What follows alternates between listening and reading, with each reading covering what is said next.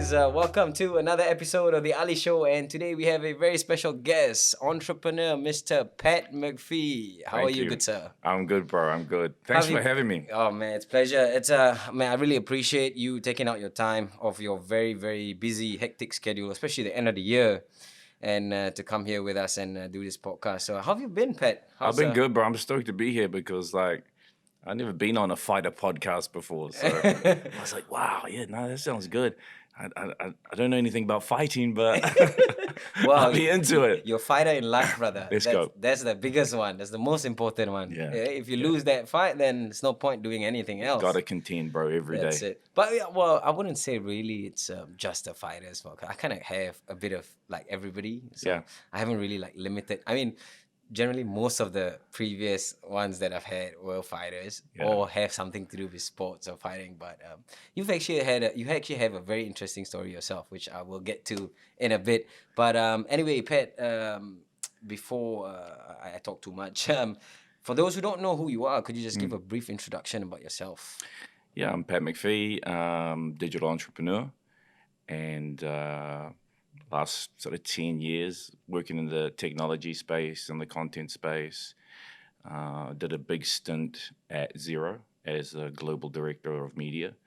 Established a global media team. There wasn't actually one before I went in there. So that was a massive experience, and working on a global business 24/7 around the world, global team, incredible opportunity. And to be able to do it out of New Zealand is really, really unique. So, yeah, I often thought that I'd have to go and be based out of the US if I wanted to continue my career. And so I'm really thankful that, Xero came along and I didn't have to go and relocate to Silicon Valley because, look at America now, man. It's crazy. It's crazy over there. So yeah, so I was there at Xero for a while, and then left there July last year. Man, seems like a blur this year. So, and founded Indigo, which is a design and innovation company, and taken a lot of the frameworks that I developed and that we utilized at Xero to create high growth and scale globally, and took those principles and started working with, high growth companies, sort of scale ups. Typically it was a company that wanted to go from, they'd probably do at least 10 mil a year, and they want to get to 100. And so, I had the principles because I'd been involved with the business through that period of time. And so I started Indigo to help other businesses be like the next Xero. Wow. And yeah, that was going fantastically well. We grew fast and had a big team and invested in people, and then COVID hit. And, virtually overnight, I think this was like 72 hours, a 72-hour period, we lost about $500,000 in work, and we were just in the throes of closing an investment round. And the investors, quite rightly so, they were like, "Nah, man, we can't invest. Like, we don't know what's going to happen." It's not the smartest time to. No, it wasn't. It wasn't for them, and I respect that. And so, but we found ourselves like, on Friday, we thought we were going to be okay. On Monday, it was like, oh, the shit has hit the fan. I remember getting my team together and like, guys, like, this is not good. We're an innovation company. We need to innovate right now. Otherwise, it was literally innovate or die.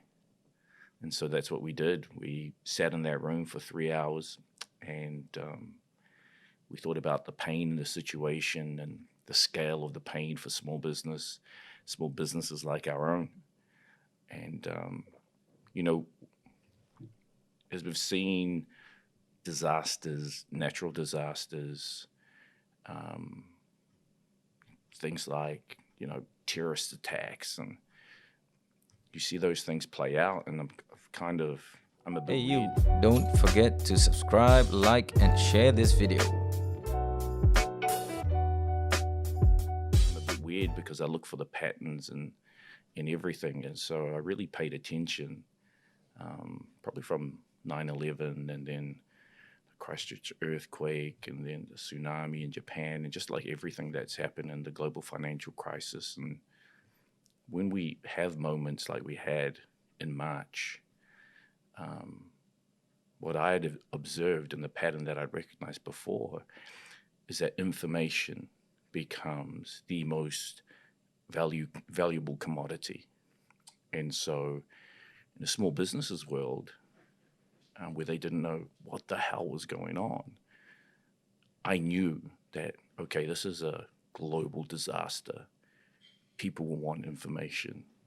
My business is an essential service, but I think I can pivot and I think I can become essential to the world of small businesses if I can be the guy providing them with the information that they need right now.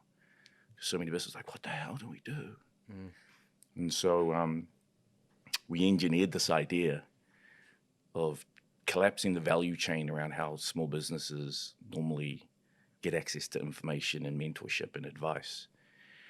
And, typically they have to enroll to some government program to access some funding and fill out a bunch of forms, and then they get connected to somebody, and then someone does an assessment of them, and then like 2 or 3 weeks later, you get to meet somebody and talk to them.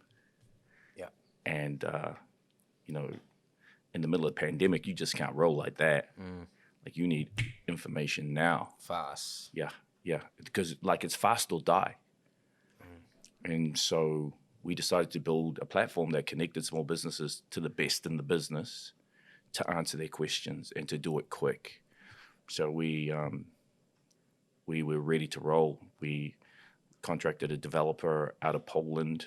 My design team worked through the day, and the dev team worked through the night, and we got the application ready in 3 days. Wow. And we launched it. That is an insane turnaround time. Nobody slept, honestly. Nobody slept for 3 days, and we got it up, and then the country went into lockdown. And it was perfect timing.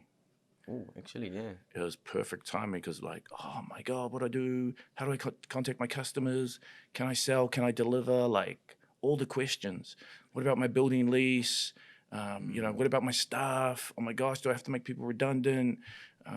Does HR law, is it still applicable in the pandemic? Can I just fire people? Like it was a whole, It was just questions. And questions. Like literally overnight it blew up. And the platform that we launched was called Manaaki, because that's what we asked all these incredible business advisors to do. We asked them to show their Manaaki for our small business economy by providing advice.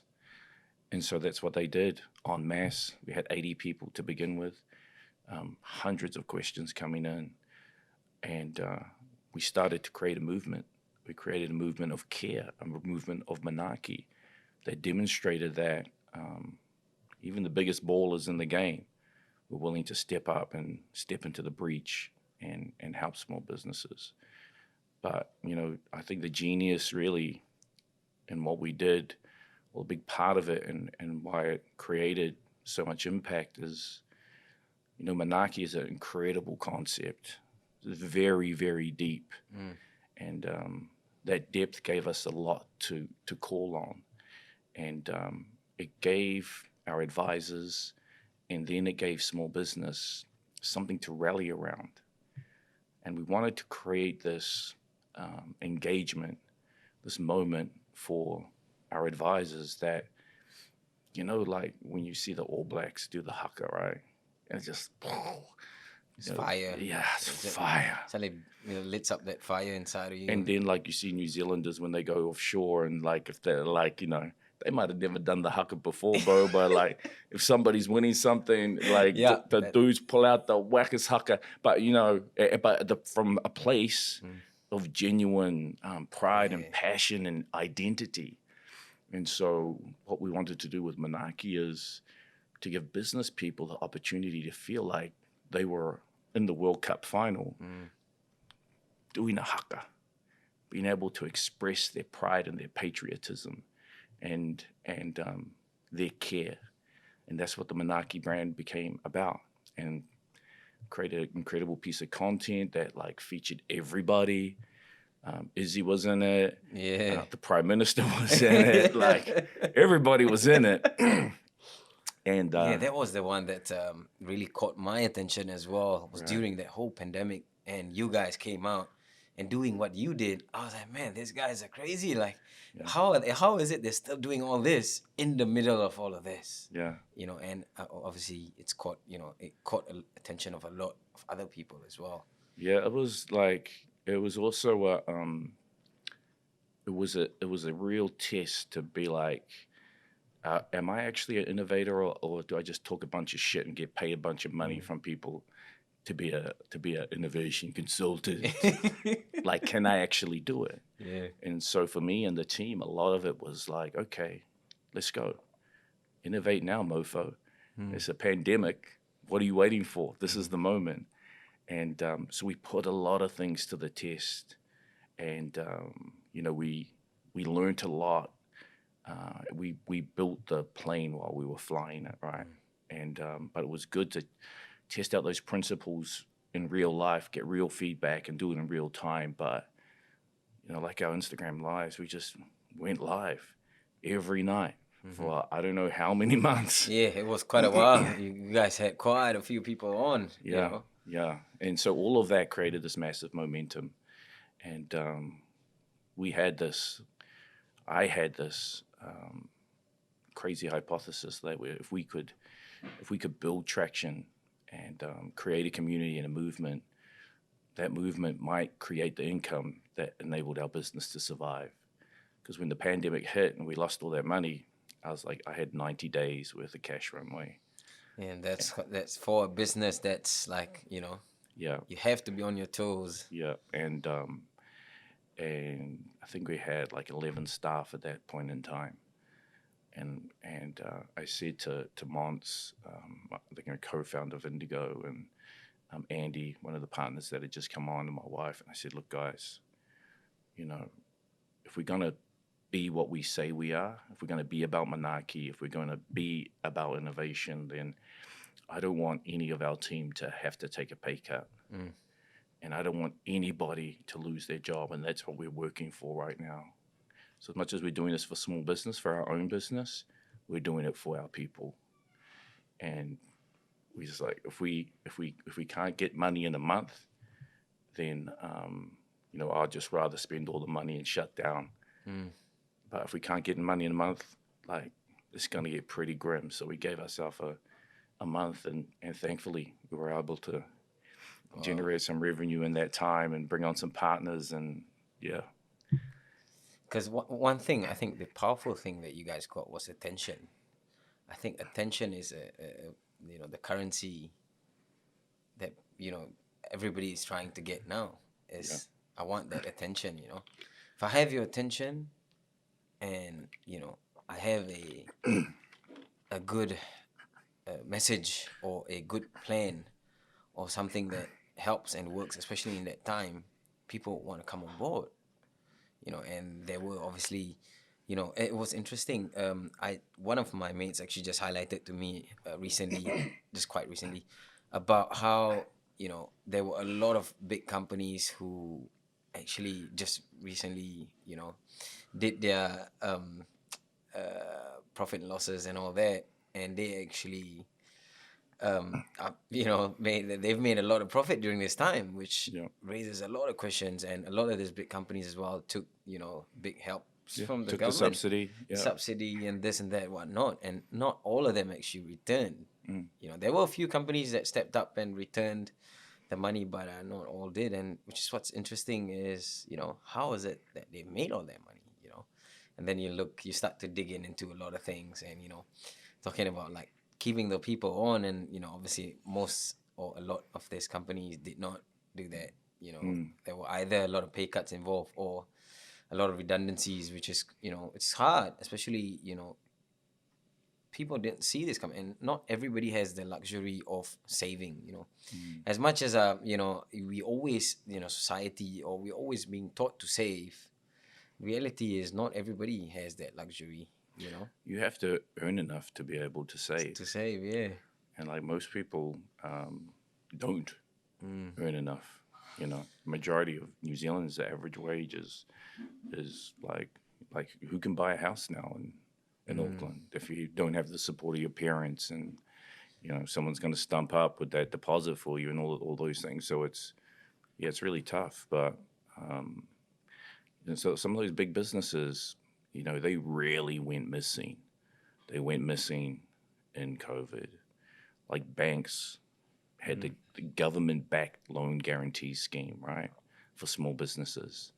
They wrote billions of dollars less in loans to small businesses during that time, even though they had an 80% guarantee from the government. Like, they just did not show up. Big business did not step up. And it was crazy when we were planning Manaaki, because it was like, surely someone else is going to do this. Like, one of these big guys are going to step up and do something. And as we were watching, we were like, no one's going to do anything. Or they're too big, they're too slow, they're too encumbered. Like, I was like, okay, well, shit. If it's going to be, it's going to be me, so let's go. And that's what we did. We stood up, and small business helps small business. And people help people. That's it. Back to the basic of just people, genuine people, helping people. Yeah. And that was what I felt like was kind of missing in a lot of these big companies, is they were very worried about taking care of their own stuff, and you deal with yours, I'll deal with mine. Yeah, a big business is about a P&L though, bro, It is. That's what it's about. Keeping like, all the shareholders happy, and Yeah. paying out your dividends. And I don't know, it's like, I don't know if I could really name a big business that I think has an equally big heart. I don't know that I think I could. I haven't really thought about it, but that's a good question to think about. yeah, nothing pops into my head. But I think that, like, to talk about attention, like, that's what we, was that story that we magnified, that we gave resonance, the little guy helping the little guy. Pat, I just want to rewind a little bit to the beginning of this. When you started Indigo, you started obviously with your partner, Jada. Is that correct? Her name, Jada? Yes. Yeah, my wife Jada. Yep. Your wife Jada, Monty, and how did this whole idea come about to do this? Or like, you had a really good gig going on at Zero. You were one of the top dogs there. Yeah. How did you make up your mind and like I'm gonna run my own show now, do my own thing? What was that whole process like? It was Zero's a great place, amazing business. Was very formative for me in a global business sense. But I really believe that in every organization, there's a right person for the right time. And so I'm a guy that likes to challenge, and I like to innovate hard, and drive through creativity and put that at the heart of what we do. And so as the business began to grow and mature, it became increasingly difficult to do that. And so it got to the stage where I had to take time to reflect always on my journey. And so in the moments that I took to reflect, I was like, am I actually being true to who I say I am? Staying here, collecting this big paycheck, the share program that's going on. It's amazing and it's secure, but I feel like I'm compromising my core values and who I am just for that. And it took me a year to decide to leave. But I couldn't continue to compromise who I was. And so I had to go. I had to be truthful to myself. Like, I got to go. And it was hard telling my wife, like, Nobody wants their husband to leave that. Yeah, that was one of the conversations that it's the back of mind is like, "Ooh, how am I gonna pull off this one?" Yeah, I had communicated to her consistently for a long time how I was feeling. So So you kind of built it up. yeah. And get this, just before I'm gonna tell her, she comes home and she's like, "That's it, I'm quitting my job." I was like, "Oh, she beat me to it." Oh man, she beat me to it. And I was like, Oh crap. I'm gonna leave too. Because that was my opportunity. And then all of a sudden we had both decided to leave our jobs. Oh, wow. That's And like double. yeah. And so I had a long notice period because we had to restructure and a whole bunch of stuff. And but she was out of her job before I was. And then so for a while there we were both unemployed. Yeah. Yo. Oh, how man. Okay. And obviously, both of you have kids, you have family. Man, how that must have been like, was it like scary? What was going through your head? How was Bro, it was scary as fuck. It was scary as fuck. But like, that's like that's when you're also alive. It's like, wow, fuck, I gotta win. My life is on the line. My family's livelihood is on the line. There is no stake. Yeah, there's so much at stake. And I love those high stake moments. I love it. Ooh, Give it's me the ball. It's like gambling. It's Well, that when adrenaline. I was young, Tell us. I spent a year playing blackjack full time. Wow. Yeah. Oh my God. It's So that adrenaline. I Man, think I that know. I know. yeah. I did it for a year, and I was Wow. a slightly above average card counter, and like I probably you'd win big, and then you'd lose big. But I think it ended up earning the average wage. And I was spending hours, like 8 hours in the casino a Wow. day. And I Man, was like, that's a nah, commitment right there. nah. At the end of it, I was like, nah, this ain't After a happening. while, it's just man, it's mentally tiring. It's like, I mean, I love that grind though, bro. yeah, I love the mental grind. it's just being on edge, eh? Like, Yeah, but I just love being in the grind too. Like I love the pressure of the moment, and having everything on the line, and knowing that I can perform and grind at a really high level. But then I also have those moments of brilliance and that those X factor moments that I can bring to the mix, and that helps or becomes pivotal in winning the day. So my wife and I both left our jobs, and then Mons actually wanted to chat. I think it was maybe about 6 months before I left, because he was thinking about what he wanted to do next. And he ran through a whole bunch of options, and good friend of ours, Dr. Scott Waghorn, he's got a dental practice, Good Smile Care. Great guy, incredible guy. a little bit of a shout out there as well. Anybody want to get your teeth fixed? You Yeah. know where to go? Go there, man. Yeah. Amazing. And Mons was kind of doing some work, and he's like, well, I got the corporate training that I do, and like some guys want to do some apparel with me. I got my Sky TV stuff, and these other dudes want to do an app, and I'm helping my mate that's got this dental practice, and and he's like, what do you think I should do? And I know in that situation, most people would tell him to lean into his sporting pedigree and his training pedigree. But as soon as I heard dentist, I was like, yo, tell me more about the dental stuff. He's like, oh, it's my friend's practice. And Hey, you, don't forget to subscribe, like, and share this video. I said to Mons, tell me more about the dental thing. And he's like, well, this is what I'm doing. I'm helping get some mobile units out there. And I was just like, bro, think about it like this. You're a legend of the Warriors, right? And so just imagine that they gave you the mic at a sold-out Mount Smart. Ooh. and you got to go and stand in the middle of the field, and you got to pitch everybody.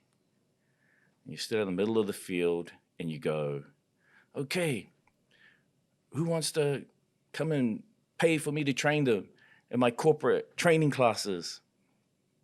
Because they're well priced. And how many people do you think would put their hand up in Mount Smart if it was packed? And it's like, I don't know, maybe 1,000, like maybe 1,000 people could probably afford it. I was like, hey, sounds about right. And then if you stood up and you held up some boxing gloves, and you said, these are the Monty Beetham boxing gloves. How many of you want to buy my boxing gloves? How many of you got a need for my boxing gloves?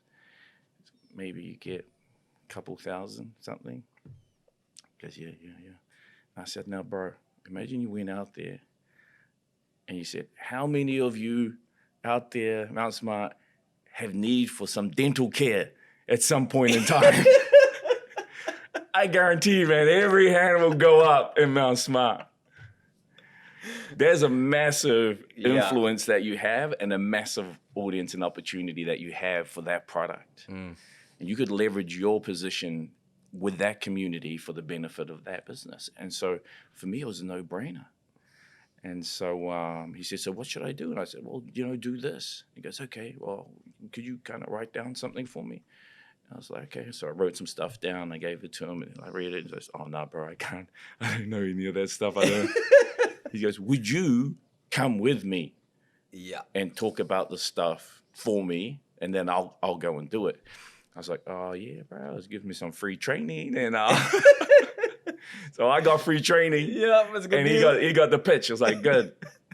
So like I talked Scott through it, and he's a super smart guy, Scott. And he's like, yeah, I love it. I want to do it. And I want you to do it. And I was like, oh, I can't do it. I got my own job, and things are busy. But Monster's the man. Monster can execute all of this stuff. He goes, no, if there was a buy now button on it, I'll push buy now, right now. It's like, seriously, like how much would all of this cost? And I was like, if you're serious, we could work it out. And so we worked it all out and put the plan to him. He goes, yeah, I'm in. And I talked to Monster, and I was like, dude, I've never been involved in a process that was like the way we worked together was amazing. And using your connection, your influence, and my smarts, and seems like, you reckon we could do it again? He's a good duo. Yeah, and it's like, yeah, I guess. And so we tried again, and then it happened again. And we tried again, and it happened again. And then that's when I felt comfortable to leave. I was like, well, let's go, bro. Let's start this business. We got something really good going. Yeah, we got good, because like people look at us in business like it's an odd couple. But actually, it's a perfect couple. It is. It is. When you look at it, when you think about it. Yeah, and like he's so respected. Monty's so respected, and just, he's so credible and an honorable guy, and people trust him, and he's stand up and he's straight up, and so we worked really well, and so then that's how we started Indigo, and we just focused on working with really smart, high-growth companies, and Monts would open the door, and then I'd come in and close the deal. Wow. Yeah. That's a good combo. And at some point, your wife actually joined, or was she part of it from the very beginning as well? Yeah, well, so when she left her job, and then she picked up a contract that actually has become our most consistent contract that we have. Oh. With Water Care. Okay. Yeah, a big contract with Water Care, cultural engagement contract for a big tunneling project that they got going on called the Central Interceptor. Okay. Sounds like a spaceship. Yeah, it does, eh? Yeah. It does sound like something was Star Trek. So she was actually the stability in the business while we were finding our way. And business grew quick. We hired a first half a dozen people, and Dylan Belcher came into the team for a while there with us as well, looking to scale the type of thing that we'd done with Monts, with another, credible, influential guy. And then just before COVID, Andy Hamilton joined the team. And Andy's like a straight up killer in the business world. Received the Queen's Honours for services to business. Wow. On the Government Small Business Advisory Council. an advisor to the Minister of Small Business. And so I purposefully, without him knowing, plotted a plan to get him into our team. Yeah. And we'd get him to come into the office. And I was like, when this guy comes in, I want everybody to stand up, walk over to him, just greet him, hug him. Like, it'll make him feel so awkward, it'd be so weird. And so every time he came in, everybody would stand up and come over and say, hi, and give him a big hug. Yeah. It's like, what's going on? But that was like, we wanted to introduce him to our energy and to our vibe. Let him feel the vibes of the family. Yeah, bro. Yeah. And so like he caught it. And then we did some incredible work together. And then it was like a natural extension. Yeah, there was a no-brainer after that. Yeah, no-brainer. Got him. Okay, it might be an unpopular question to ask, but what is it like, you to be working with your wife? It's oh my God. She's gonna be watching this now. That sounded bad. Like, what is it like to be working with get your book? No, it's good. We have worked together before. We've been in business together before. I think that we've gotten better at it as our marriage has gotten better. I think that as we've just matured in our relationship, that maturity is translated over into our business as well. And she's an incredibly talented woman. Everyone calls her like the real boss, and just, if they want to get shit done, they'll just circumvent me and go straight to her. And yeah, she's incredibly smart, outstanding. She makes an outstanding stand for her culture and who she is. And she's on a number of boards and a whole bunch of things. Like, super smart, but also it's a very tactical answer. I like but she's also incredibly passionate and an empathetic type of a person. So she's great at building relationships, and so like she's as a relationship's gotten better and we've gotten to understand each other more, then it's actually easy. The tricky part is just planning life around the business. Because if we're both in business, then we both have busy schedules. I was laughing because last night when she had been out, she'd been out at 1 in the morning, then she'd done a board presentation, and then I'd taken my son out for training early in the morning, then done the stand-up, and then had a whole bunch of meetings at the new office space. And like we hadn't seen each other all day. And then like she was coming home and I was going out in the evening. I was like, okay, so I'm going out. Car's done his afternoon training. Everybody's had their dinner. And she goes, okay, I'm just coming up Khyber Pass. I'm going to be home for a minute. Then I have to go down the thing. And it's got a bit like that. But, there's a lot of trust and a lot of respect. And yeah, I was going to say it must be pretty tough, both of you having real busy schedules, and working around that, raising your family as well. It's not the easiest task. No, but I don't know that it's. Yeah, no, we both enjoy it. It's the life that we wanted, and I'm not looking for balance. I'm looking to live every moment like I live it, and whatever moment I'm in. That's like here. I'm in this moment with you. I'm nowhere else. I'm just fully into this. And that's how it is for us in our lives.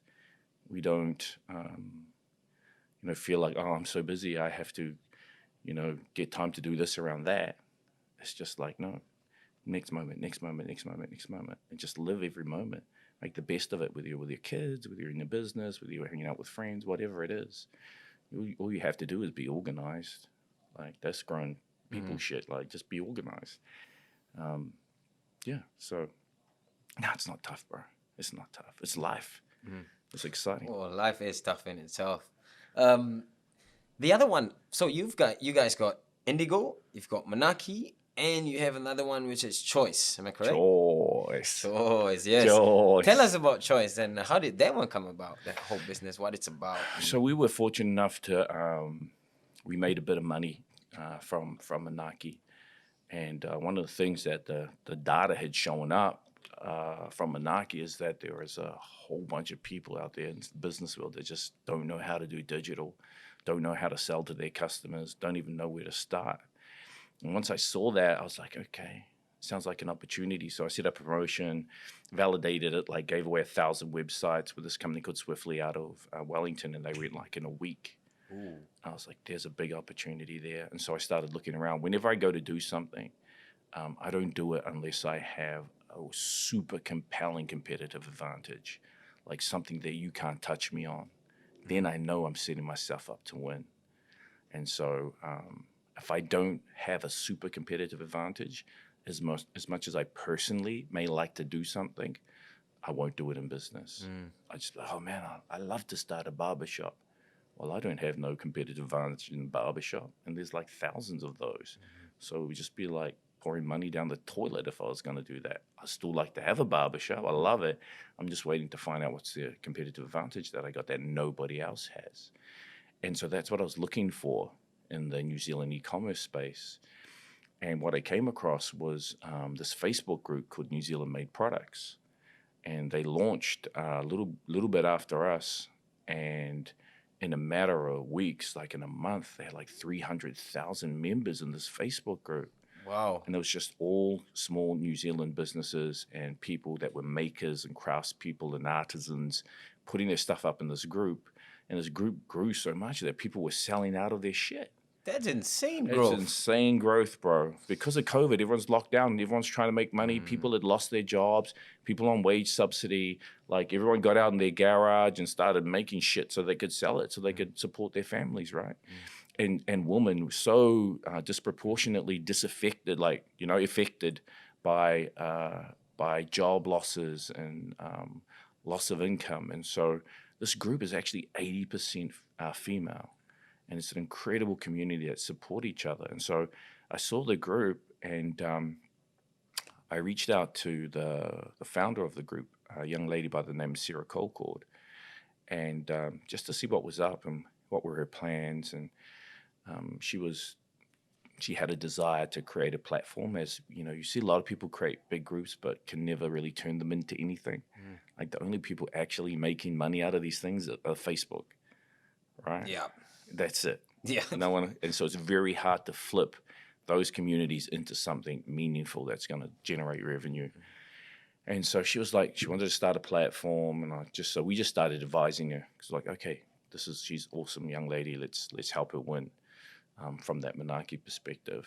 And then so she was talking to some partners, and there was one partner in particular that was like, how are you going to do that deal when you're New Zealand made products, but that's not a New Zealand company, like you can't. And what are they offering you anyway?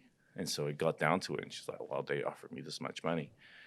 I said, well, how about if I gave you that much money, and then we'll build that platform with you, and we'll do it together, and also you'll get to connect to all these people, and we'll help build you into an incredible entrepreneur as well.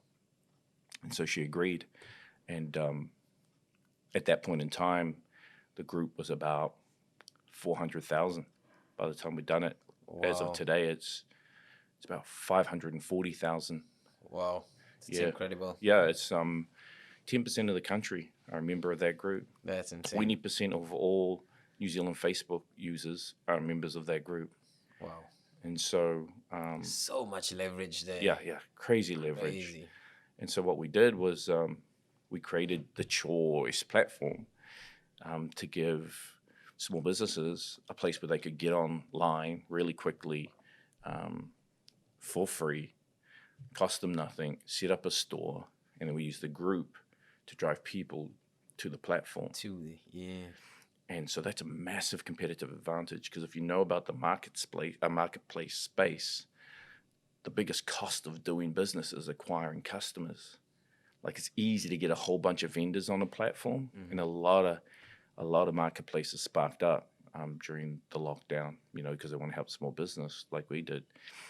But there was no way I was doing it just with a normal marketplace, because I'd been in a global technology company, and I know you have to spend millions and millions of dollars to drive customers to a platform. And so now we have 500,000 people that we don't have to spend a penny to get them to go to the platform. And so that's an incredible competitive advantage. And so we rebranded it from New Zealand made products to choice. And we just wanted to get away from this whole, oh, is it made in New Zealand? Is it like, because there are people that like New Zealand businesses that manufacture their stuff overseas. Yeah. But they couldn't be on this group. Well, they pay their taxes here. Yeah. Actually, they pay more tax here than some of the big businesses that are really milking the small business economy pay. So how come they can't be on here? Just because we got to nitpick about who's like, where's it made? So we just said, nah, let's change. It's just open to let's change the brand, make it just about New Zealand, make a choice, and give people a way to sell and reach your audience at scale. And so we launched in August. That first month, we did 109,000 in gross sales. Wow. Second month, we did 220,000. Wow. Third month, we did about 303,000.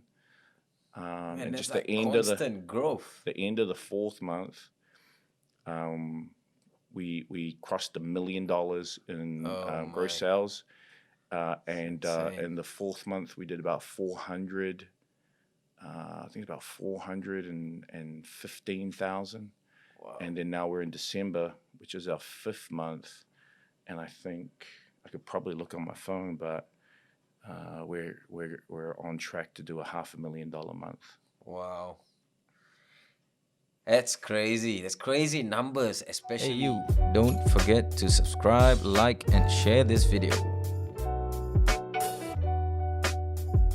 Crazy numbers, yes. Especially during this time.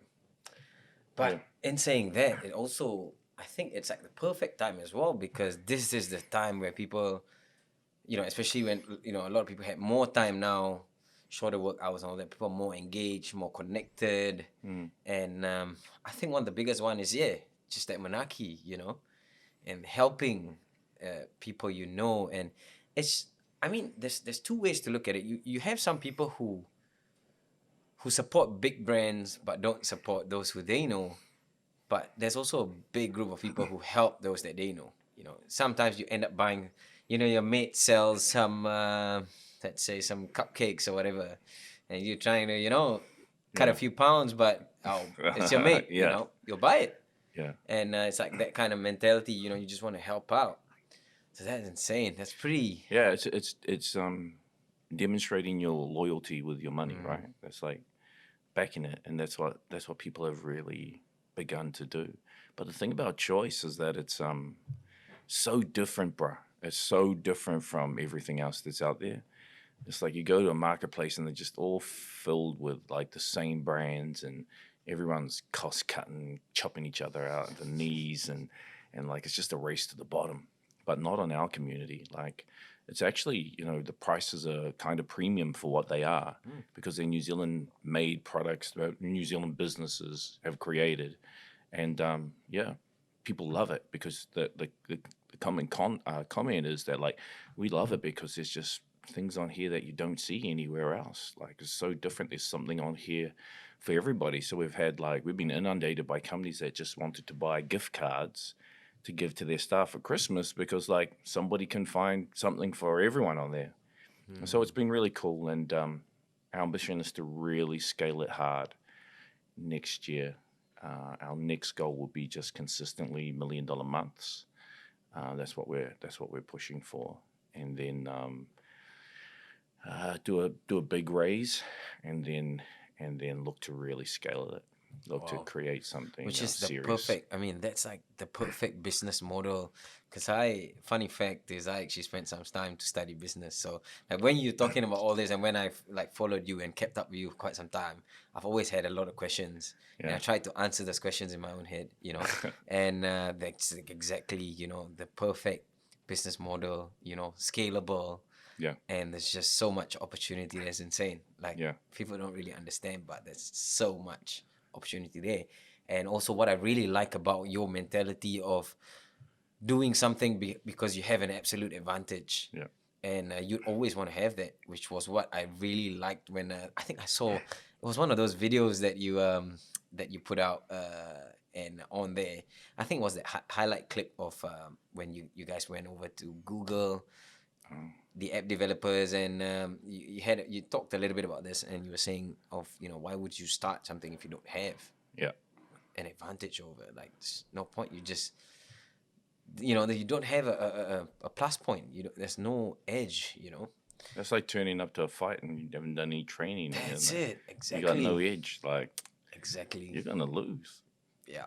That's it. Exactly. Especially if you're fighting a dude like me or you on the other side. Like, that's, you'll lose because we came better prepared, had a better plan, and we had all the guns. You brought a knife to a gunfight. Yeah. Exactly. Man, that mentality, you gotta have that. If you really want to succeed, you gotta push. And just talking about pushing through and like fighting in life and stuff like that. I understand you've talked about this before on another podcast, but what really, man, had me really intrigued, and I really had a lot of respect for you also when you told about the story about you being a cancer survivor. Yeah. And like, I don't want to steal the story, but could you tell us a little bit about that, and like especially the time in your life which you had. Yeah, well, I guess if you look back at my life, if I was telling my life story, my life has been one of extremes, extreme highs and extreme lows. And, especially growing up, once my parents were divorced, it was a really tough time for us because we were very poor. And it was a single home, single parent home. And we lived in a tough neighborhood. This was in Hamilton, is that Yeah, correct? yeah. We lived in Hamilton. Well, actually, we moved in and lived with my auntie and her 3 daughters. And that was an experience for 2 young boys, myself and my bro and my mum. And then my mum was so smart though, bro. Like, I learned so much from her, just like street smart. I love street smart, man, because they don't have street smart in boardrooms. So like when I walk in there with my street smart and I look at these people in their suits and ties, no disrespect, but I got the edge on you. Yeah. I got street knowledge, and I've been through some stuff. And It's so different, eh? yeah, It's different. yeah. But if you can apply that to the game, then you got a real advantage. So we grew up poor. My mum then moved us into a house where there was 15 of us in a 3-bedroom home. And she did that though, so that she could get on the short list to get a house faster from Housing Corporation. And so we ended up living there for 6 months, but then she got her own home neighborhood in Hamilton, Norris Street, and that was just like a gang neighborhood. And Yeah, I know where that street is because I Yeah. live quite close to where that is. well, I went back there a little while ago because I launched a scholarship Yeah. down in Which is my another school. cool thing that I want to talk about in a second. But yeah, Okay, we'll get to that. So life was hard. My mom worked 2 jobs while we lived in that neighborhood. And she saved, bro. Like, she saved every penny from the time I was like in standard 3, standard 2, like being a cleaner, working 2 jobs until the time I was 17 years old. And she saved enough for a deposit on a house, Wow. working 2 jobs as a cleaner by herself as a solo mum. And so she got a loan, Housing Corp loan, with her deposit. She built her own house out in Whatawhata, where we live, and where the Kazamudi is, and all that whānau is from. So, but even out there was quite rough, like, because while the house was getting built, we just like slept in a corrugated iron shed with like a dirt floor, and you're a teenage boy, you want to have some swag in your life, but it ain't happening there. And so that was really tough, man. I was like, I didn't get a first car. Like, I got a first horse that I had to ride to school. And like, you know how first cars are normally rubbish? Yeah. Same goes with a horse. Yo, my horse was fat. I don't know why it was called Blazer, because it was the slowest moving fucking thing I ever seen in my life. It's called Blazer. Oh It my had a goodness. big sway back on it. Like you could actually lie back on this Oh horse and be my like, it was like a goodness. reclining chair of horses. Oh, it's Oh so, man. oh man. And And this, so you rode from Fata Fata. I know, I rode from Fata Fata to the bus stop, which was just on the other side of the bridge in Fata Fata. Yeah. And then I would take my horse and I would, you know how when the clotheslines back in the day, they Yeah. had those ones that were like, used to rotate around, Yeah, right? those big ones. The Yeah, big umbrellas ones. Yeah, one. umbrella looking thing. Yeah. So I would take my horse, and I would park my horse in my mum's uncle's front yard. I don't know why he had a clothesline in his front yard, but he did.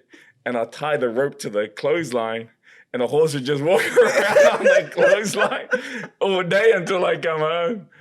Oh man. Anyway, But did it lose any weight, bro? nah, No, it was still a fat horse. I think it was, yeah. It died. It died, bro. Oh. But so that was like, life was poor, life was like, but it was hilarious like that, right? Yeah. It was hilarious. Man, it's an experience. Yeah, There's man, definitely yeah. some stories to. And so what would happen is that I would come up to Auckland every weekend while I was in high school and work in my dad's restaurant. He had a restaurant in town on Victoria Street. Wow. Yeah, and I would come up every weekend on a Friday, catch the bus up from Hamilton, work in the kitchen to make some money, stay up here and then go back home. And so I ended up coming up here after school because I didn't know what the hell university was, and all my mates who were smart were going. But I was like, what is it? It's like, it's like school. I was like, no, fuck, I can go more school, but I don't need to go to school. I don't want none of that. Enough for school. So I came up here, worked in the hospitality industry for a long time, and then actually got into production through a friend of my father's, and I was working in video and television production for a couple of years, and I was in my early 20s, and then my nut just started to grow. Oh. And then in a space of no time at all, my nut was the size of your coffee cup. And like for a little while, I was like, yo, that's cool. But I was like, oh, no, that ain't cool. So I went to the doctor. I was like, doc, got a small problem, not so small problem here. Oh, man. It's like, dude. Something's wrong. He goes, you got to go to the hospital right now. And so they put me in the hospital, and they're like, they did the test. Like, you've got testicular cancer.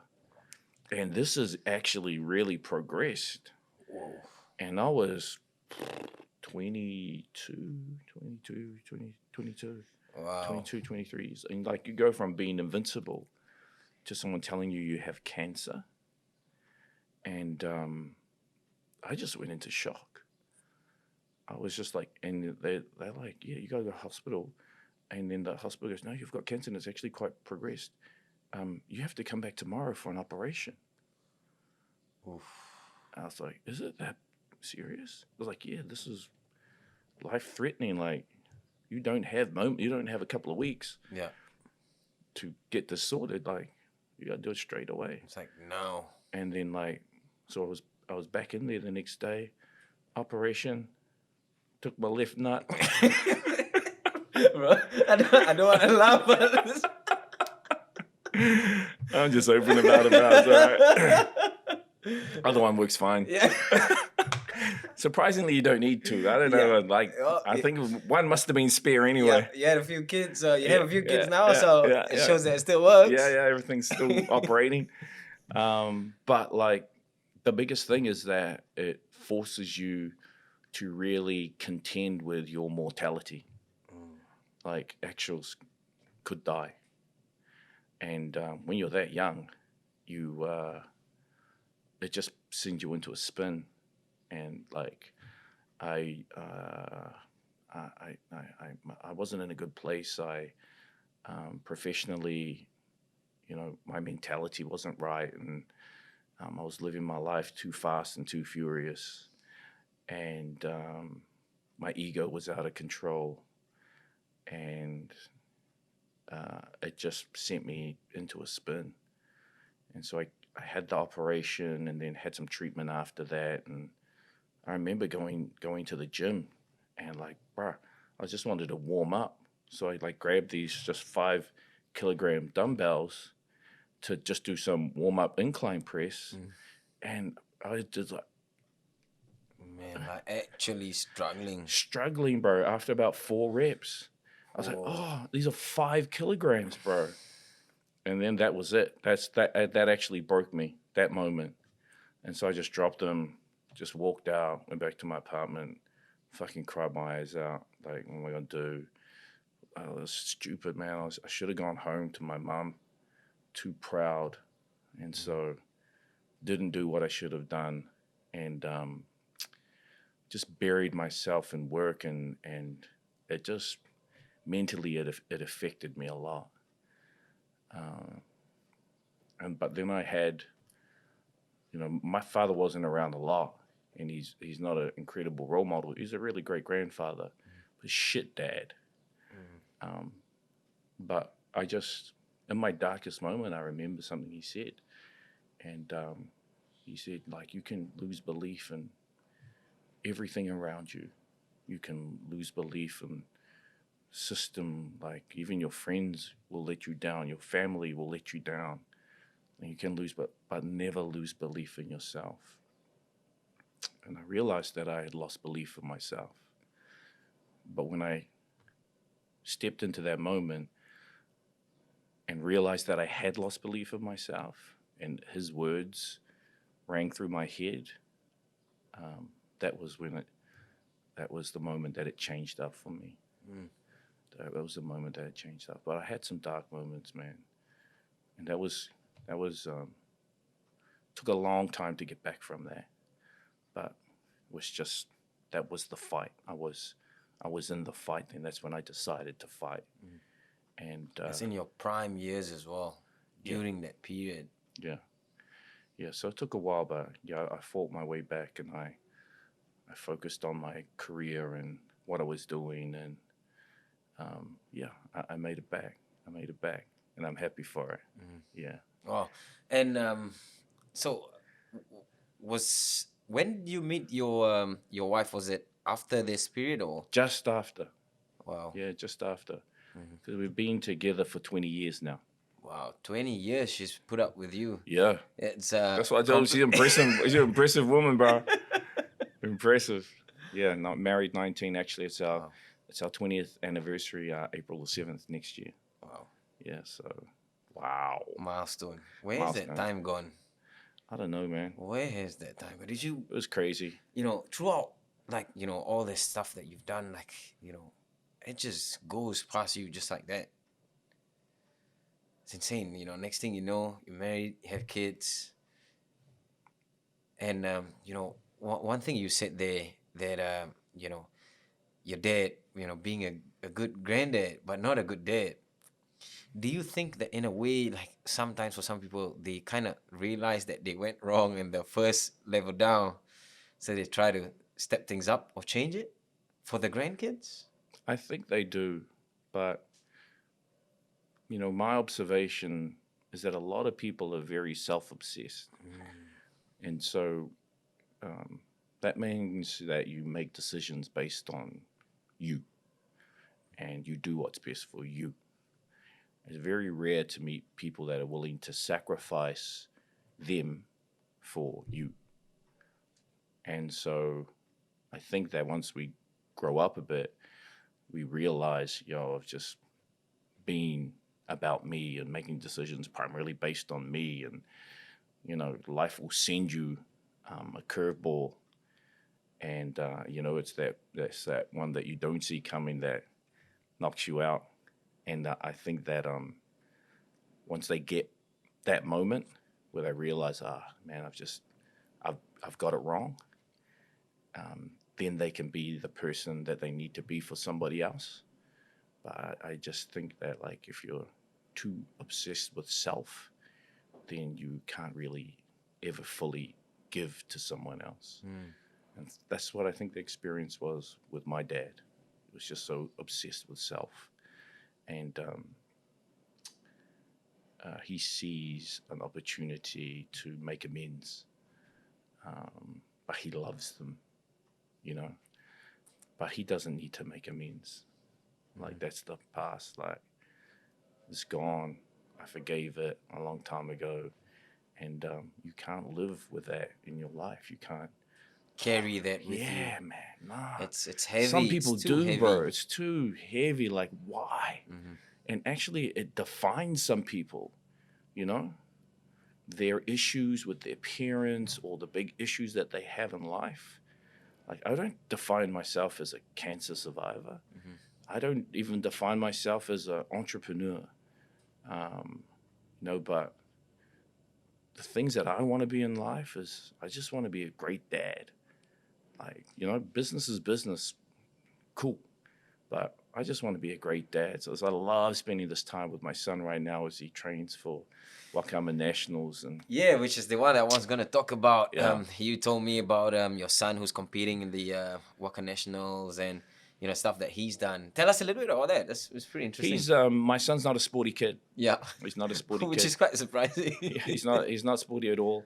Played a little bit of rugby, didn't really like it. Boxed a little while down here for a minute before it was CKB, but didn't like it.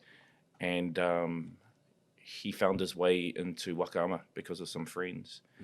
And he paddled in a 6-man for the last 2 years. But then last year he had a bad experience and he just didn't really enjoy the team. And like, he was on the second boat, steering the second boat, so he was inexperienced and he wasn't performing well enough to be in the first boat. And so he left the Nationals last year. He was quite dejected and he was kind of ready to give up another thing. And I said, well, you know, you could always come back here next year as a singles paddler. And he was like, oh, can I? I was like, yeah, you're old enough next year. You can paddle singles. How old is he this year? He's 12. 12. And he's like, okay, yeah, I want to do that. I want to come back here. I want to show them. I want to show them. And He's got that fighting spirit. He got that fighting spirit, but Yeah. he's 12 years old.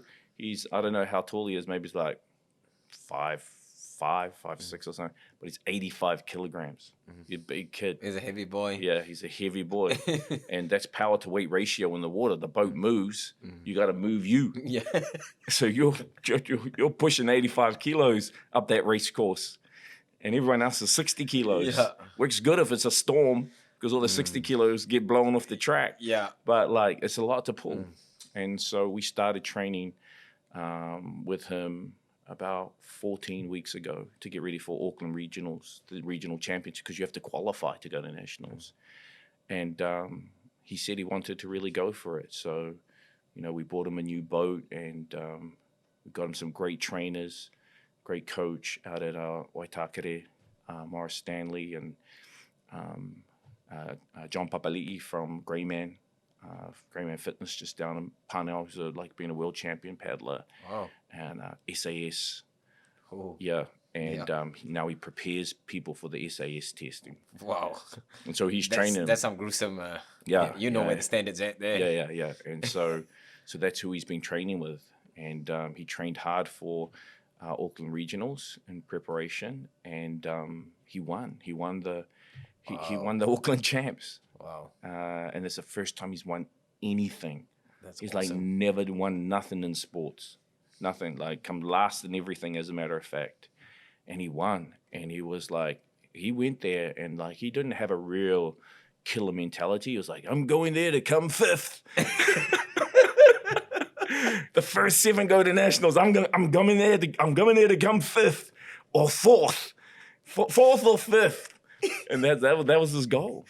Wow. And he turned up, and because he'd put in the work, he was just at another level from all the kids, but he didn't know.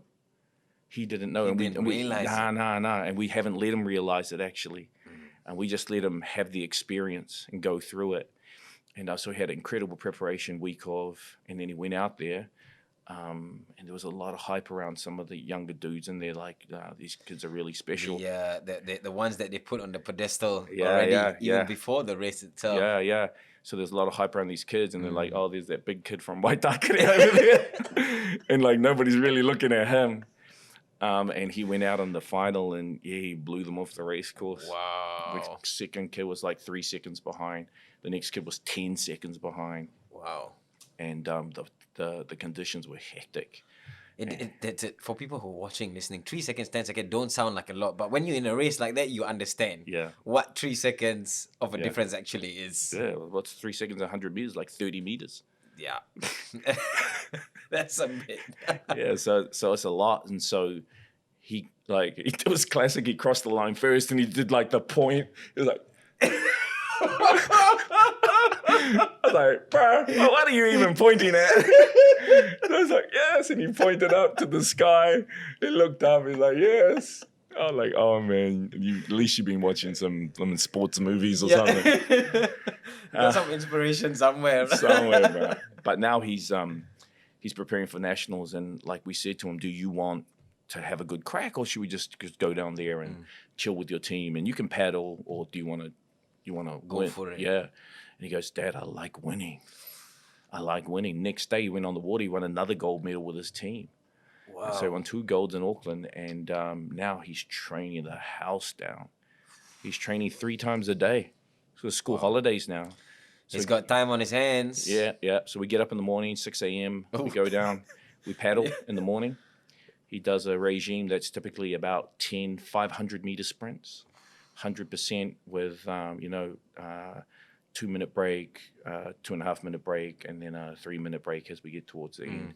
But he's looking real good. He's killing it. He's killing it. But he's learning so much. You know what sports teaches you. This is the time where they're like sponges. Yeah. It's actually the best time because they absorb everything, man. Yeah. But his training level is like the training program that John gave him is like adult level. And so like every session is like pain and tears.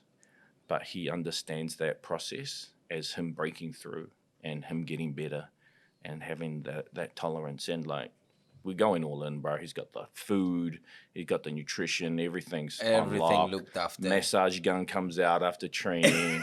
Like, everything is on lock. And so, talking about like, being all in, and looking on the physical side and taking care of that, you've actually been on a journey yourself quite recently, because I kept up with your stuff. Then I was looking at it, and about how you were saying that you wanted to, you had some bad habits, you weren't really taking care of yourself.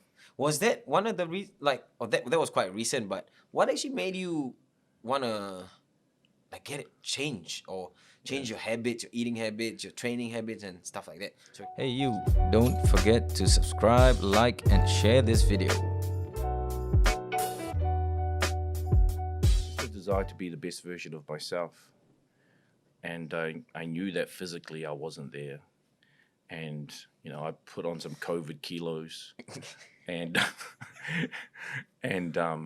but like for me, like I have to be fit so that I can function at the level that I need to function at. If my body's not right, then I can't do the job. And so I knew that, and I felt myself slipping in my energy levels and my focus and my ability to be able to apply myself mentally. And so that was the reason. And plus that, like, the bigger deal is like when my first son was born, Kanoa, the one we were just talking about, I became obsessed with dying. I became obsessed with like, I started counting the years. I was like, so I had my kids later, and I was like, oh wait, I'm gonna be this old at his 21st. Like, so, and I knew my dad wasn't around. And so I was like, shit, I'm not, like, probably when he's 40, I'm not here. And that was a very stark realization for me. And so the big thing for me is I want to be around for my kids. That's it. Like, that's what gets me up every morning now. Like, what get me focused and getting fitter now, and the kilos are coming off, but it's not really about that.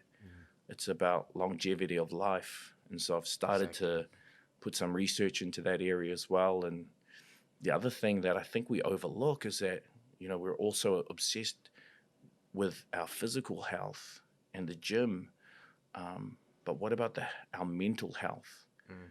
And actually, what about our brain health? Because if you lose function of your brain and your brain starts to deteriorate, you know, that's you. You're you go and you're a vegetable if your brain's not functioning. So we feed our bodies, we supplement, we train hard. What do we do for our brain?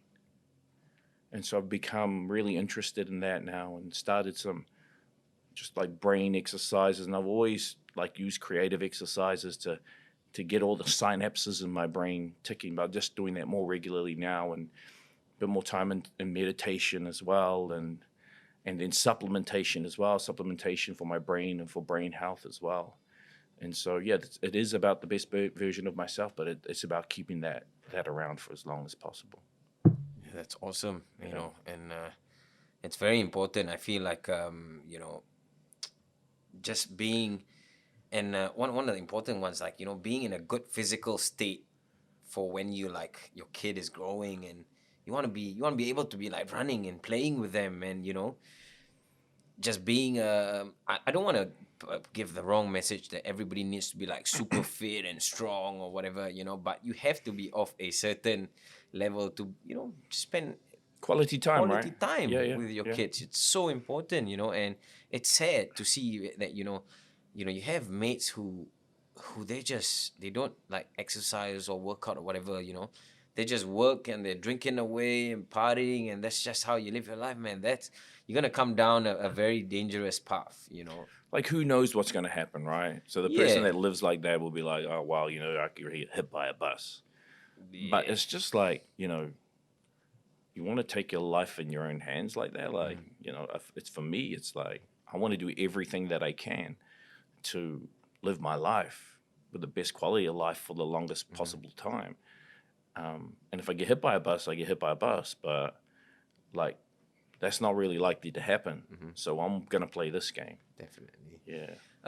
Man, talking about like lives and changing lives and all that, you've actually played a part in changing a lot of people's lives. Thank you. And you know, which is so awesome. The program that, or the scholarship that I found out that you were doing, you know, I was really impressed. And you know, I was in a way that it kind of gave me motivation to work on something that I want to do as well, Oh, cool, which bro. is in the works, but we'll get there.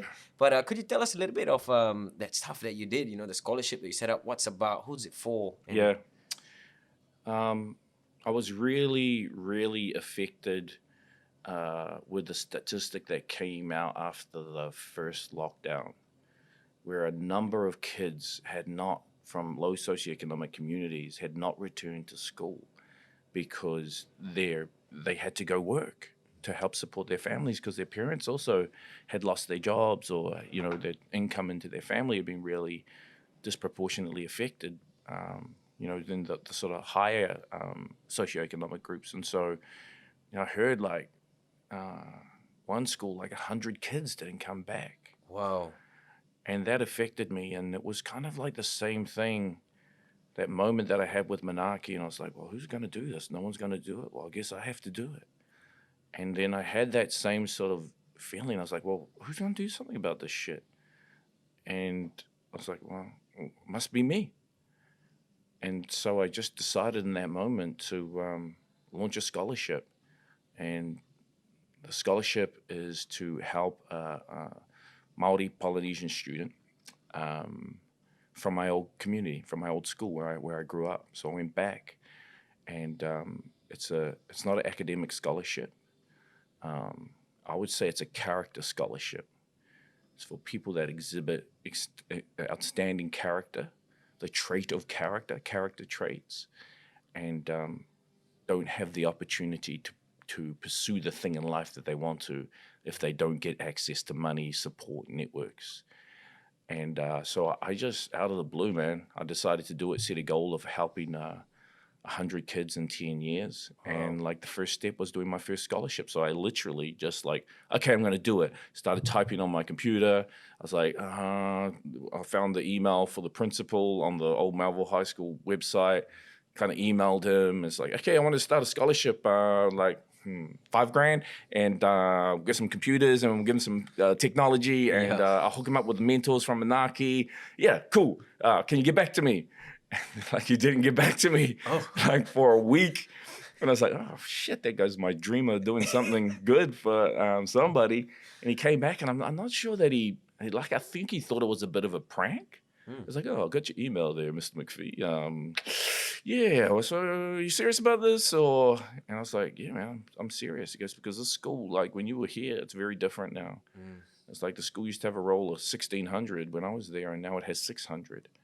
And most kids drive past that school to go to a high school. They don't go to that high school. So it's become that place.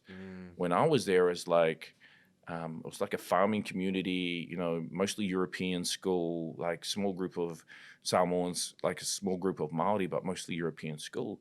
Now the school's like 80% Maori. And so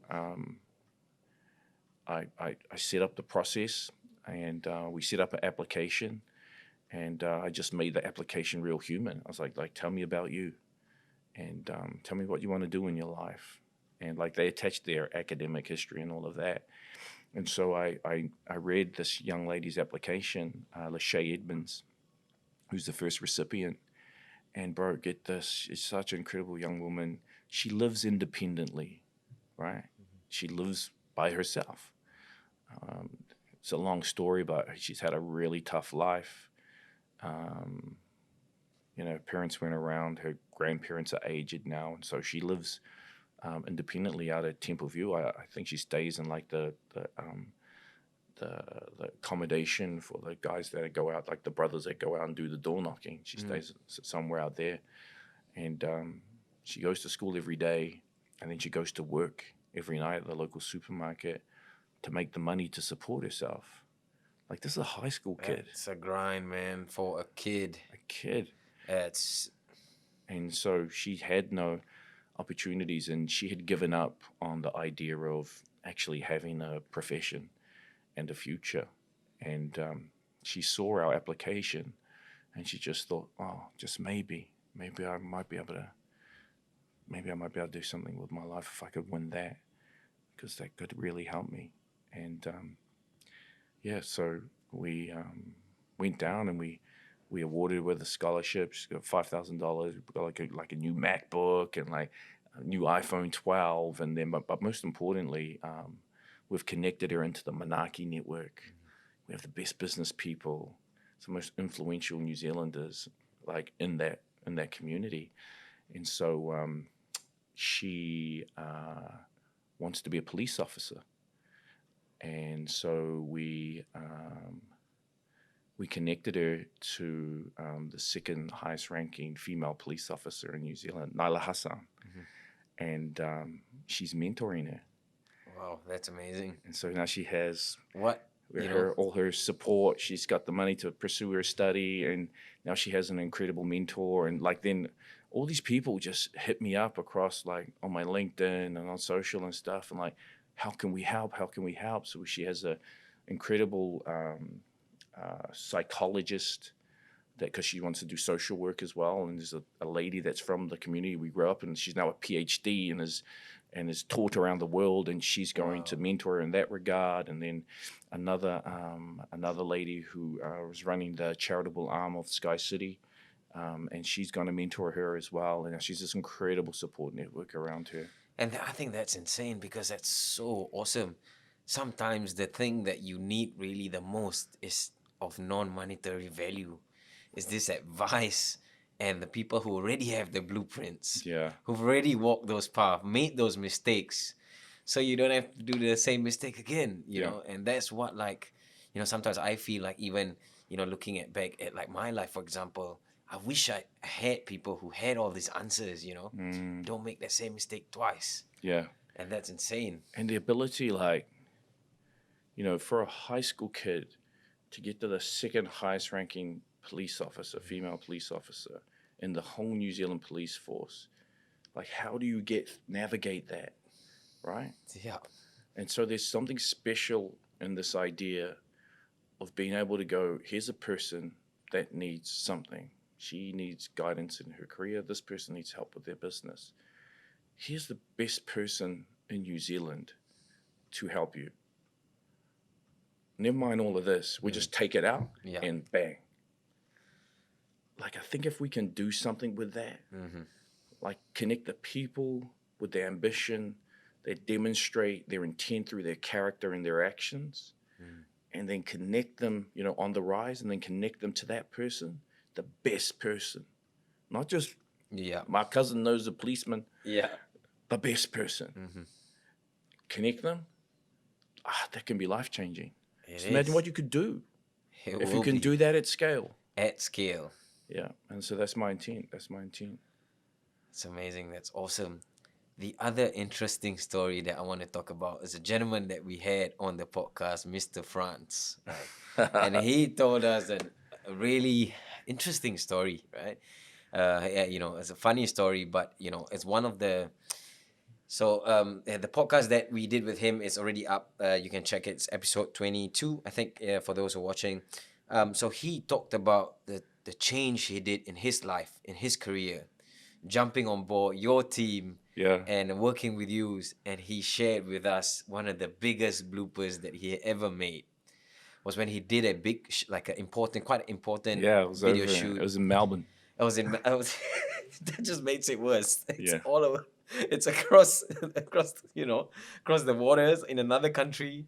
He was recording some stuff, and was it the CEO with the CEO of the company, and he didn't turn the camera on.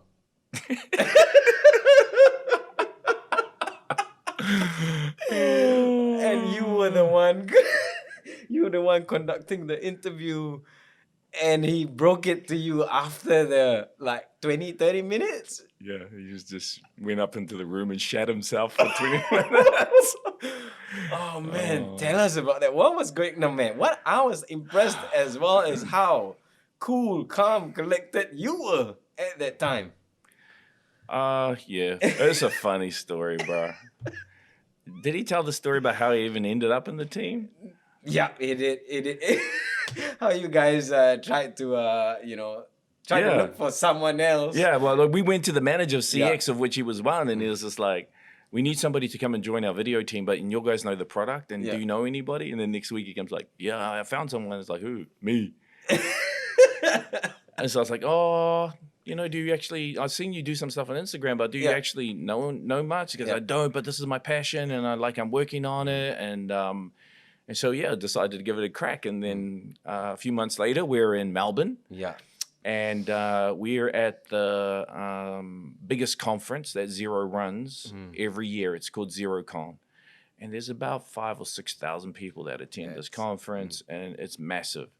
And we have this live studio on the floor where all the stands are. And, the CEO comes up for his interview to talk about everything. And so I'm doing the interview goes fine. And then, we go off, and it was about 20 minutes later. He goes, bro, I need to tell you something. I was like, what? He goes, oh man, I didn't push record. Oh, I was like, what? He's like, I didn't press record. I was like, oh. But my whole situation with those things is I would have liked to have known sooner. That's the first thing. All my teams know if you fuck up, just tell me straight away. Yeah, fast. Yeah, fast. Straight because I don't actually care. I'm pissed, but that's not what's happening in my world. Yeah. My immediate thing is to deal with the issue. So if you make a mistake, how do we fix it? That's it straight away. And so it's just he's having all this internal dialogue about himself about how he's going to break it. And I'm just like, okay, what is it? And he goes, I didn't press record. I was like, okay, can somebody go over there, reschedule the interview, talk to this person, then we'll get him back tomorrow. Cool. Okay, done. And I'll be pissed off later. Yeah. Because I just got work to do. And so I think that's everybody knows. If you make a big error, I know it's a big thing for you, but we just got to fix it straight away. And that's all. I want the facts, deal with it, done, move on. We'll move on. We'll bring it up and hold it against you at the Christmas party, but Like it's a funny thing because like we always did some wild shit on those trips. trips. It was really cool because there was the company has an allowance that you can have for a hotel allowance. Yeah, entertainment allowance, hotel allowance. Hotel allowance. So what we figured out though is that actually if we pooled our allowance, we can get like a crib on Airbnb. So we would go around and we're like, we got this penthouse on the water in the harbor in Melbourne. Wow, it was like top floor, and it was all within budget. But like you could just pull wild everybody out. up. You pull it together. Man, tell me about it. I know that because I used to be working in the oil and gas industry for a couple of years. Right. And that's the next level of balling out. And then, there's a lot of money in those things, and you have a lot of, you travel overseas, you have meetings with some big clients here and there. And, obviously they'll give you like entertainment allowances. You've got to make an impression and you got to make them happy, bro. Yeah. You know what I mean? So like you spend money and like you're not worried about that. You want to secure that contract, like in a way, I wouldn't say bribery. It's not the best word to use. It's just greasing the wheels of industry. Greasing the wheels of industry. So man, you have this crazy, events, dinners, outings, and all sorts, and you got to be smart with how you use your money. Yeah. Some companies, some bosses, they're very generous. Yeah. So there's no cap. So there's no caps. Some of the stingy ones, like you gotta make, you gotta make it work with what you have. Yeah, it's different when it's your own money too. Like I used to be the guy that was pulling all the hotel and expenses. Now I'm like, don't you do it. Don't you try. I know all the tricks. But at the back of my mind, I know this guy who's sending his kid to a private school that costs $30,000 a year. So I know this guy's got a few bucks lying around. What is a few $1,000s? It's just barely a scratch. It is for a lot of people. It is. Yeah. Well, back to that, and when he told us about that, like I really built a picture of you in my head. What kind of person you are. But when he told me that, I was like, man, in a way, he actually taught you like France. You actually taught him a lot in that one day. Yeah. At that particular incident, like I think that really will shape him for what he's gonna be and what he's gonna bring later on in his life, man. And like that was that's empowering, like it's a small, well, some people might say it's big, but to me, like that's a small matter. But just from what he can learn from that, and having the empathy and being able to kind of prioritize what you got to deal with first. That's so. I just don't get it. I don't get like people losing their shit. Yeah, you have those people like they just go nuts, bro. Their ego is out of control. Like that's all ego, man. Like ego's the worst thing. It is. It's dangerous, man. Yeah, bro. It's dangerous. Like know your stuff and be confident, but to be egotistical is not to be confident. To be egotistical is to exercise your ego. Yeah. And so we don't like why? Why blow up? Like we don't need to. If I did, I would just been trying to look good in front of the CEO. But you know what? That makes me a dick. It does. I don't roll like that. Man, that's crazy. Anyway, Pat, we've come to the section now. I want to ask you wise words from the wise men. Okay. Right? So, Pat, is this a new section or? This actually has been going on for a while. It started from David Neath, who's the mindset performance coach that we had on before. Great. Real good dude. Anyway, for people who are watching, listening, what advice would you give them? It's in general, anybody. It doesn't have to be a particular group of people. It can be anything. Like for me, it is about a particular group of people. Okay. It's about indigenous people. No matter where you are in the world. And, it's the recognition that the current system was not set up for us to succeed. It was not set up for us to win. It was set up for us to be a cog or a nut, screw in somebody else's machine, in somebody else's game. The whole system, education system, employment system, not set up for us. Western concept. And so we need to recognize that. We need to understand that. And we need to compete and contend with that in mind. We need to be better than the equivalent non-Indigenous person, right? 2, 3, 4 times better. That's our reality. Like, if you really want to succeed, you got to be better than the other guy. A lot better than the other guy. And you got to recognize that, a lot of people will spend a lot of time in their life trying to get a seat at the big table. That's just a seat at the systems table. And if you get there, bruh, they probably just got you there in a tokenistic gesture of diversity and inclusion or whatever it may be. And so I would encourage people to go out there and build your own table. Set it up just how you want it.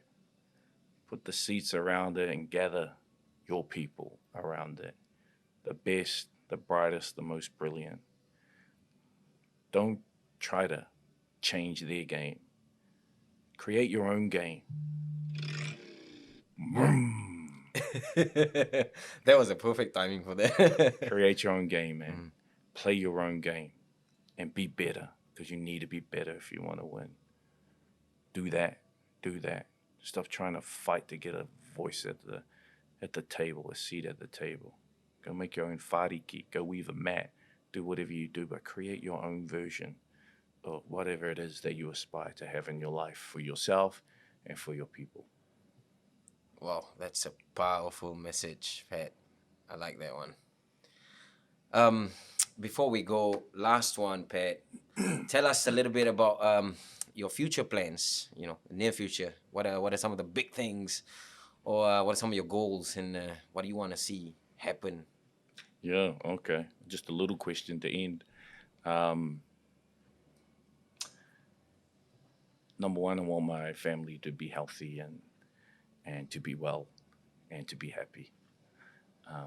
And for my children to find their purpose, whatever that may be, and live that. That's the big goal. I don't care if I have to support them their whole lives until they find it. And I don't care if they flunk out of school, and I don't care about even any of that stuff. Just find your purpose, young man, and go live it. And I'm here to help you do that.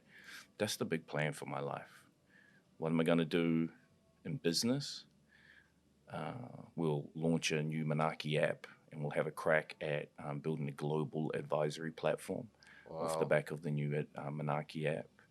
I want to scale choice to at least $1 million a month in 2021. And then I want to do another platform. My team will hate me saying this. This is probably the first time I've verbalized it in public. But I learned a lot from that scholarship experience. I learned a lot that people actually do give a shit. And like, everybody kind of romanticizes about being able to go back to their old high school as the winner. You went out there, you did well, and they'd like to give back and they want to help. And so what I want to do is launch a platform that enables people to start their own scholarship and crowdsource the resource for that scholarship. Wow. And so you can go back and do exactly what I did.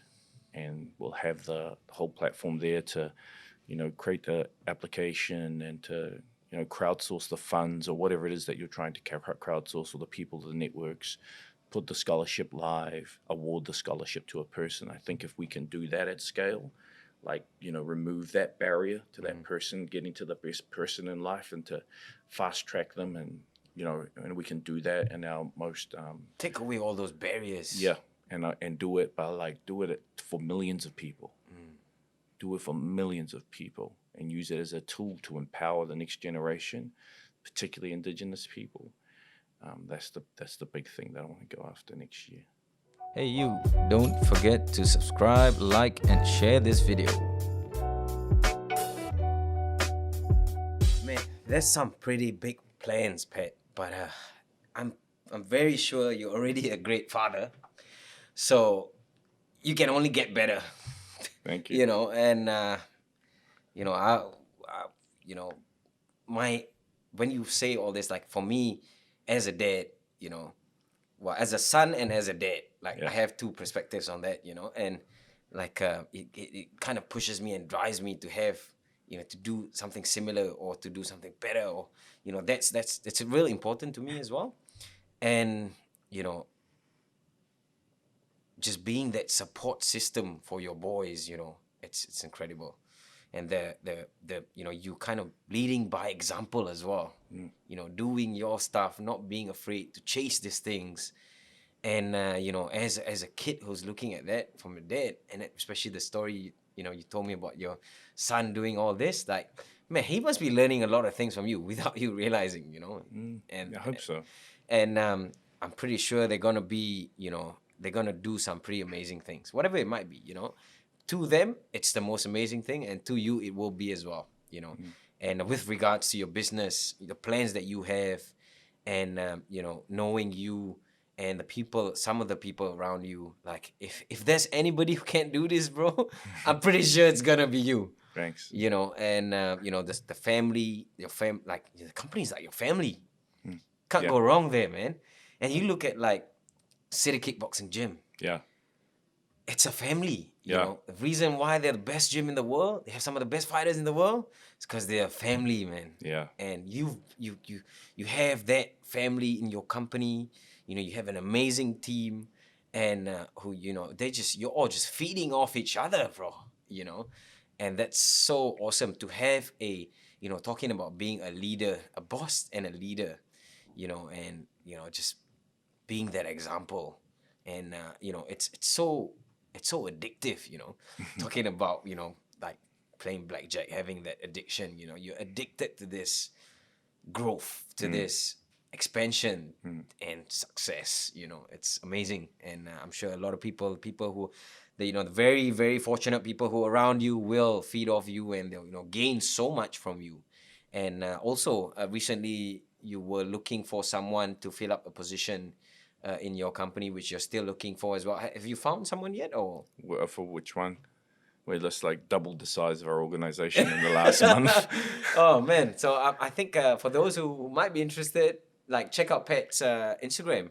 So he's put up. I think there's a few positions that are. Yeah, there is that there's are up. quite a few roles that we're. So if you think you fit that position and you want to be in great company, and you know, you want to be the best, work with the best, Yeah. only one place to go. Thank you, brother. Anyway, Pat, I don't want to take up too much of your time today. Thank you very much for coming down, doing this podcast with me. Just a small podcaster, small Let's YouTube go. channel. Let's go. Yeah. Let's go. Thank you very much, Pat. Cheers, brother. My man. That's us. Thank you for watching this episode. Don't forget to subscribe, like, and share. And I'll see you on the next one.